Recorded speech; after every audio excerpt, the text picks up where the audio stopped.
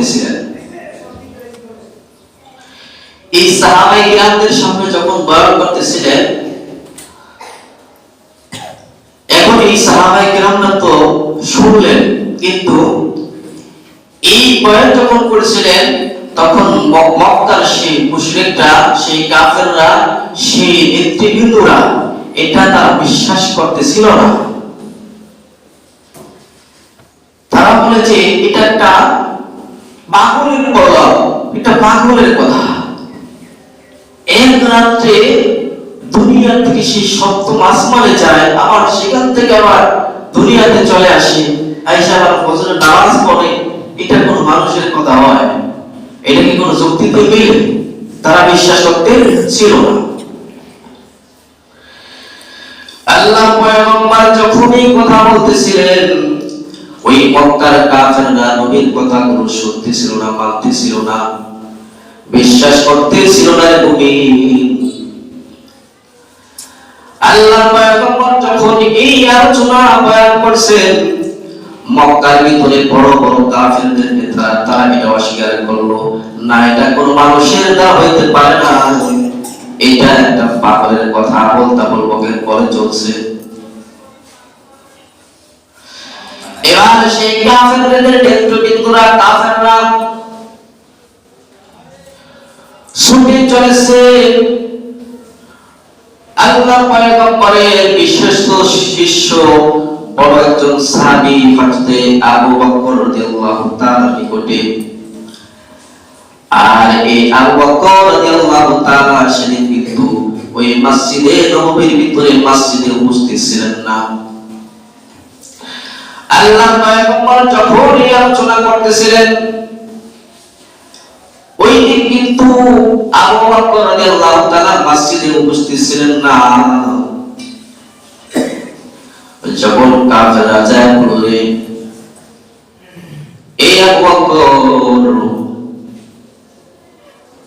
যদি কোন মানুষ বলে, যদি কেউ বলে যে এক রাতের মধ্যে এই দুনিয়ার জগৎ থেকে সেই সপ্তম আসমান পর্যন্ত যায়, আবার সেই সপ্তম আসমান থেকে আবার দুনিয়ার জমিনে আসে আবার ফজরের নামাজ পড়ে, এটা কোন মানুষে যদি বলে, তাহলে এটাকে আপনি বিশ্বাস করবেন কিনা? আবু বকরের কাছে প্রশ্ন করলে যে আপনি কি এটা বিশ্বাস করবেন? তারা তো বিশ্বাস করতেছিল, তারা জানতো যে আল্লাহর পয়গম্বরের সবথেকে প্রিয় সাহাবী হলো আবু বকর। অন্য কোন সাহাবীর নিকটে যায় নাই, আবু বকরের কাছে গিয়েছে। আর আবু বকর সেদিন এই যে মিরাজ সংঘটিত হয়েছিল, এই আলোচনা সাহাবায়ে কিরামদের মধ্যে করতেছিল, কিন্তু আবু বকর কিন্তু শুনে নাই। শুনছে, জানে না আজকে যে আলোচনা করতেছে, আপনারা যদি না আসে আপনারা শুনবেন, বলতে পারবেন কি বলছি? এই কথা বলার পরে আবু বকর সিদ্দিক তিনি বলেন, এই কথা কি বলেছে? ওই কাফেররা বলে, আপনাদের নবী তোমাদের নবী কথা বলেছে। এই কথা যখন আবু বকর সিদ্দিক রাদিয়াল্লাহু তাআলা শুনলো, আবু বকর সিদ্দিক রাদিয়াল্লাহু তাআলা শোনার সাথে সাথে তিনি বললেন যে না না না, এটা আমি বিশ্বাস করি, এটা অবশ্যই সত্য, এর ভিতরে কোনো মিথ্যা নাই।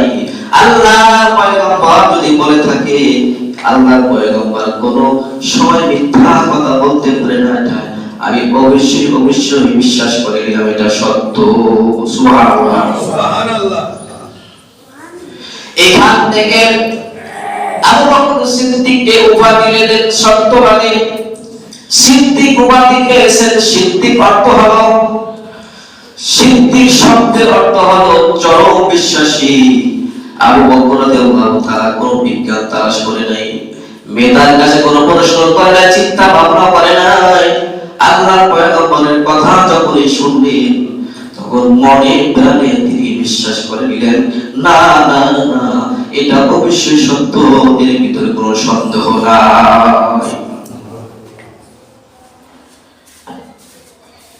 এবার যখন এই আবু বকর রাদিয়াল্লাহু তাআলা বললেন না সত্যের ভিতরে কোনো সন্দেহ নাই, এবার কাফেরদেরকে তারা আমার রাসূলের চলছে মুহাম্মদের নিকটে, মুহাম্মাদের নিকটে যখন শুনে চলেছে, মুহাম্মাদের দরবারে যায় বলে, ইয়া মুহাম্মদ, আপনি যদি বাইতুল মুকাদ্দাস দেখেন,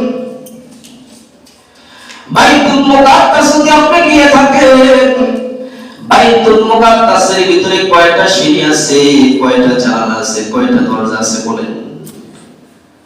এই মানুষ ভালো করে শোনো, কথাগুলো বলি, পয়গম্বরের কথাগুলো বলি, বারবার তোমাদেরকে বলি, যদি বিশ্বাস করো আবু বকরের মতো হয়ে যাইবা, যদি অবিশ্বাস করো সেই আবু জাহেলের মতো কিন্তু হইতে হবে নাকি।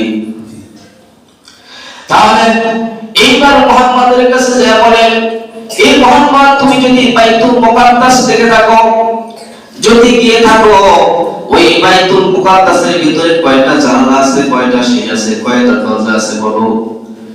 আল্লাহর পয়গম্বর কিন্তু সিঁড়ি গন্তে গেছেনি, জানলা গন্তে গেছেনি, দরজা কয়টা আছে এটা গন্তে গেছেনি।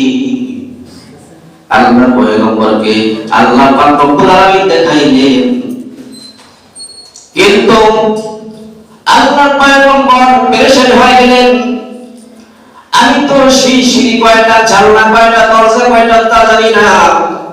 কিন্তু কাফেররা প্রশ্ন করে বলছে, কাফেরদের প্রশ্নের জবাব যদি আমি মুহাম্মদ না দিতে পারি তাহলে কিন্তু সাব্যস্ত হয়ে যাব।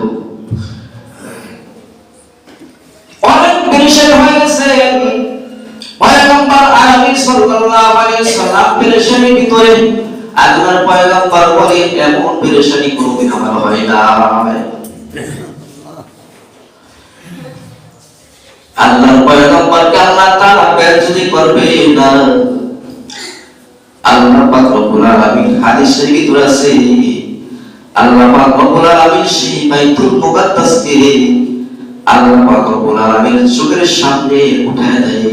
আর ওই কাফেররা প্রশ্ন করে, আল্লাহর পয়গম্বর এই গণনা করে করে কাফেরদের প্রশ্নের জবাব সঠিকভাবে দেয়। সুবহানাল্লাহ।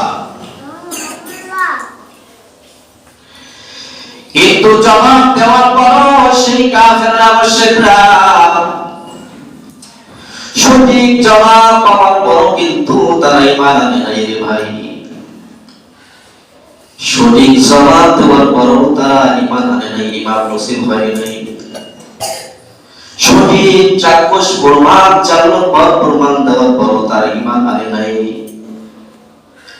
তারা ঈমান আনে নাই। তাহলে আমরা যারা আজকে ঈমান এনেছি, যারা ঈমানদার হয়েছি, যারা মুসলমান হয়েছি, এটা বড় ভাগ্যের বিষয়, এটা বড় নিয়ামত মনে করতে হবে।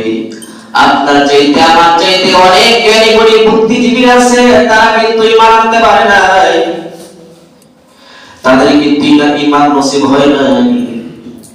এই জন্য ঈমান, আল্লাহ তাআলা যেহেতু আমাদেরকে ঈমানদার বানাইছে, আমরা যেহেতু মুসলমান হয়েছি, এটার জন্য আল্লাহর কাছে দোয়া করতে হবে। না কোনদিন আমি তোমার কাছে দরখাস্ত করি নাই, কোনদিন আমার তোমার কাছে বলি নাই আল্লাহ আমাকে মুসলমান বানাও, আল্লাহ তুমি আমাকে মুসলমানের করবে। যদি ঘরের ভিতরে যদি আমাকে জন্ম না দিয়া যদি আমার ভূত একটা কাফেরদের ভিতরে দিতাম, একটা খ্রিস্টানদের ভিতরে যদি দিতাম, একটা ইহুদির ভিতরে যদি দিতাম, একটা হিন্দুর ভিতরে যদি দিতাম, তাহলে আমার ঠিকানা জাহান্নাম ছাড়া কোনো উপায় ছিল না।